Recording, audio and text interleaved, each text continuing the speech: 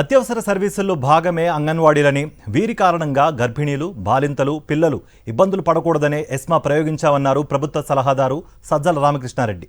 అంగన్వాడీల డిమాండ్లను 90% నెరవేర్చామన్నారు. 1-2 డిమాండ్లు మాత్రమే పెండింగ్లో ఉన్నాయన్నారు. బాలింతలు, పసిపిల్లలు ఇబ్బంది పడుతుంటే చూస్తూ ఊరుకోమని టీడీపీ చెబుతుందా అంటూ చంద్రబాబు లోకేష్ను నిలదీశారు సజ్జల. అనేది ఎందుకు పెట్టారు? ఎవరి మీద కఠినంగా పోవడానికి కాదు, ఆ సర్వీసెస్ ఇంపార్టెన్స్ చెప్పడానికి పెట్టారు. అవి ఎమర్జెన్సీ సర్వీసెస్ కాదా? గర్భిణులకు, బాలింతలకు, చిన్నపిల్లలకు సర్వీసెస్ చేయాల్సింది. ఇప్పుడు మంత్ మొదలైంది, రేషన్ సప్లై చేయాలి, వాళ్ళకి ఇవ్వాల్సినవన్నీ వీటికి సంబంధించి చూసుకోవాల్సింది. ఇప్పటికే ఎన్ని రోజులైంది మొదలై, ఎన్ని రోజులు నడవనివ్వాలి? 14-19 మధ్య వీళ్ళే అధికారంలో ఉన్నారు కదా. వాళ్ళ నాయన మాదిరి అంతకుముందు చంద్రబాబు నాయుడు చేసిన గుర్రాలతో తొక్కించలేదుగా జగన్మోహన్ రెడ్డి గారు. మరి సమ్మె చేస్తూనే ఉన్నారుగా. అయితే ఇప్పుడు నెల వచ్చింది, ఇప్పుడు మళ్ళీ సర్వీసెస్ మొదలు పెట్టాలి కాబట్టి ఎమర్జెన్సీ సర్వీసెస్ కింద పెట్టారు. ఆ ప్రొవిజన్ ఉంది, లేదు వదిలేయమంటారా? సరే, వీళ్ళు ఇట్లే రోడ్ల మీద ఉంటారు, పిల్లలు అట్లే ఇది కానీ ఆకలితో అలమటించని తల్లులు కానీ, బాలింతలు కానీ, గర్భిణులు కానీ వాళ్ళు సఫర్ కానీ ఇవన్నీ కావాలని కోరుకుంటున్నాడా చంద్రబాబు నాయుడు ఆయన కొడుకు? ఏమన్నా అర్థం ఉందా దానికి మాట్లాడేదానికి? నోటికి ఏది వస్తే అది మాట్లాడడమేనా? మళ్ళీ చెప్తున్నాను, వాళ్ళ తాతను చంపింది ఎవరు? చంద్రబాబు నాయుడు కదా కారణం. అయితే ఇదే అంశానికి సంబంధించి మరింత సమాచారం మా ప్రతినిధి సతీష్ అందిస్తారు. సతీష్. కార్తీక్, అంగన్వాడీ కార్యకర్తలు, హెల్పర్ల సమ్మెకి సంబంధించి రాష్ట్ర ప్రభుత్వం ఒక కీలకమైన నిర్ణయం తీసుకుంది. కొద్దిసేపటి కిందట ప్రభుత్వ సలహాదారు సజ్జల రామకృష్ణారెడ్డి కూడా ఆ నిర్ణయానికి సంబంధించి ఒక స్పష్టత ఇచ్చారు. ఎస్మా పరిధిలోకి women and child welfare department ఆధ్వర్యంలో నిర్వహించేటువంటి అంగన్వాడీ ఆ సెంటర్లో పనిచేసే సిబ్బందిని తీసుకొచ్చారు. ఎందుకంటే ఎమర్జెన్సీ సర్వీస్గా దీన్ని పరిగణించాం కాబట్టి ఇదేదో ఎవరినో ఆ కఠినమైన చర్య కాకుండా ముఖ్యంగా అత్యంత పేద వర్గాలకు సంబంధించినటువంటి ఆ గర్భిణులు కానీ, బాలింతలు కానీ, 0 నుండి 6 సంవత్సరాల లోపు వయసు ఉన్నటువంటి పసిపిల్లలు కానీ వీళ్ళకి పోషకాహారాన్ని అందించాల్సినటువంటి అత్యంత కీలకమైంది. వాళ్ళ ఆరోగ్యం కూడా దాని మీద ఆధారపడి ఉంటుంది కనుక రాష్ట్ర ప్రభుత్వం ఇప్పుడు ఎస్మా పరిధిలోకి దీన్ని తీసుకొచ్చింది. అంగన్వాడీలతో నెల రోజులుగా సమ్మె చేస్తూ ఉన్నారు.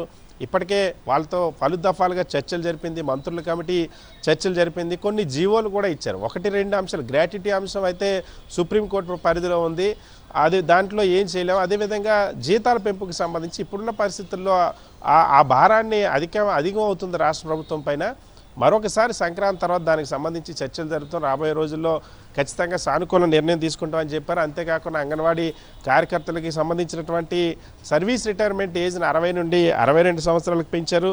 దాంతోపాటుగా వాళ్ళ ప్రమోషన్కి సంబంధించి 45 ఏళ్ళ నుండి 50 ఏళ్లకు ఏవైతే అంగన్వాడీ కార్యకర్తలుగా నియమించేందుకు అవసరమైనటువంటి హెల్పర్లకు అవసరమైన వయో పరిమితిని 45 ఏళ్ళ నుండి 50 ఏళ్ళకు పెంచారు. దాంతోపాటుగా ప్రతి నెల 2 నెలలకు ఒకసారి ప్రతి నెల టీఏడిఏలు క్లెయిమ్ చేసుకునేటువంటి వెసులుబాటు కల్పించారు. దీంతోపాటు రిటైర్మెంట్ తర్వాత సర్వీస్ రిటైర్మెంట్లో ఇచ్చేటువంటి బెనిఫిట్ని 50,000 నుండి ₹1,00,000 పెంచారు. ఈ సమస్యలన్నీ కూడా దాదాపుగా మేము 90% పరిష్కరించాం. కేవలం 10% ప్రధానంగా జీతాల పెంపు సమస్య పైన అంగన్వాడీలు పట్టుబడుతూ ఉన్నారు. అయితే సమ్మె దాదాపుగా నెల రోజులు దాటింది. ఇటువంటి పరిస్థితుల్లో రాష్ట్ర ప్రభుత్వానికి అత్యంత ప్రాధాన్యం ఈ రాష్ట్రంలో ఉన్నటువంటి గర్భిణులు, బాలింతలు, ఆ పసిపిల్లలు. వీళ్ళకి అటు గర్భిణులకి, బాలింతలకి, ఆ గర్భిణులకి మనం చూస్తే డెలివరీకి దగ్గరకు వచ్చేటువంటి 9వ నెల దగ్గరకు వచ్చేటువంటి 8వ నెల దగ్గరకు వచ్చేటువంటి వాళ్ళకి ఈ పోషకాహారం అనేది చాలా కీలకమైనటువంటి అంశం. దీనిపైన ఆ బేబీ ఆరోగ్యం కానీ, తల్లి ఆరోగ్యం కానీ ఆధారపడి ఉంటుంది.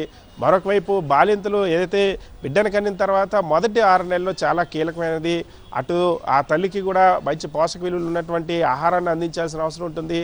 పసిపిల్లలకు కూడా అటువైపు ప్లే స్కూల్ లాగా అంగన్వాడీ సెంటర్లో ఉపయోగించడం పాటు అక్కడ పోషక విలువలతో కూడినటువంటి ఆహారాన్ని అందించేటువంటి కీలకమైనటువంటి ఆ సెంటర్స్ ఇవి. అటువంటి సర్వీస్ ఖచ్చితంగా ఇది ఎమర్జెన్సీ, లేకపోతే పసిపిల్లలకి, మహిళలకి, గర్భిణులకి, బాలింతలకి సర్వీస్ అందించేటువంటి అంగన్వాడీ సెంటరు ఎమర్జెన్సీ సర్వీసెస్ కిందకి వస్తుంది. అందుకోసమనే ESMA emergency services management act పరిధిలోకి దీన్ని తీసుకొచ్చామని ప్రభుత్వం చెప్తుంది. సో ఖచ్చితంగా ఇందులో ఇంకా సమ్మె చేయడానికి వీల్లేదు. 6 నెలల పాటు సమ్మెల్ని అనుమతించబోమంటూ రాష్ట్ర ప్రభుత్వం GOMS 2 విడుదల చేసింది. ఇది కేవలం ప్రజల కోసం, ఆ సర్వీసెస్ను అందుబాటులోకి తీసుకురావడం కోసం, ఆ సేవలు అందించడం కోసం, వాటిని పునరుద్ధరించడం కోసం తీసుకొచ్చి ఇప్పటికే చాలా చోట్ల దీని సమస్యని అర్థం చేసుకున్నటువంటి అంగన్వాడీ కార్యకర్తలు చాలామంది విధుల్లో చేరారు. ఇంకా సమ్మెలో ఉన్నటువంటి వాళ్ళు కూడా చేరాలి. 5వ తేదీ వరకు కూడా రాష్ట్ర ప్రభుత్వం అటు జిల్లా కలెక్టర్ల ద్వారా వాళ్ళందరికీ ఒక సందేశాన్ని ఇచ్చింది. మీరు 5వ తేదీ వరకు మీకు గడువు ఇస్తున్నాం, మీరు ఖచ్చితంగా విధుల్లో చేరండి,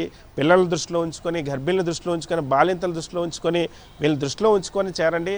ఎన్నికలకు సంబంధించి వైఎస్ఆర్ కాంగ్రెస్ పార్టీ అది గతంలోనే చెప్పి ఏదైతే తెలంగాణ కంటే అధికారంలోకి వచ్చిన తర్వాత తెలంగాణ కంటే ఎక్కువ ఆ జీతం ఇస్తామనే అంశాన్ని చెప్పింది. సో అప్పుడు 2019లో 10,500 తెలంగాణలో ఉంటే వైఎస్ఆర్ కాంగ్రెస్ పార్టీ వచ్చాక ముఖ్యమంత్రి వైఎస్ జగన్మోహన్ బాధ్యతలు చేపట్టిన తర్వాత 11,500 అంగన్వాడీ కార్యకర్తలకు ఇచ్చారు, హెల్పర్లకు 7,000 రూపాయలు జీతం చేశారు, మినీ అంగన్వాడీలు కూడా 7,000 ఇస్తారు. సో ఇది చాలా స్పష్టంగా ఆ హామీని అమలు చేసినప్పుడు కూడా ఇంకా సమ్మె చేస్తూ ఉన్నారు. సో ప్రస్తుతం ఖచ్చితంగా ఆ బాలింతలు, గర్భిణులు వాళ్ళ ఆరోగ్యాన్ని దృష్టిలో పెట్టుకొని ఎస్మా పరిధిలోకి తీసుకొచ్చామని అయితే ప్రభుత్వం స్పష్టంగా చెప్తోంది. కార్తీక్.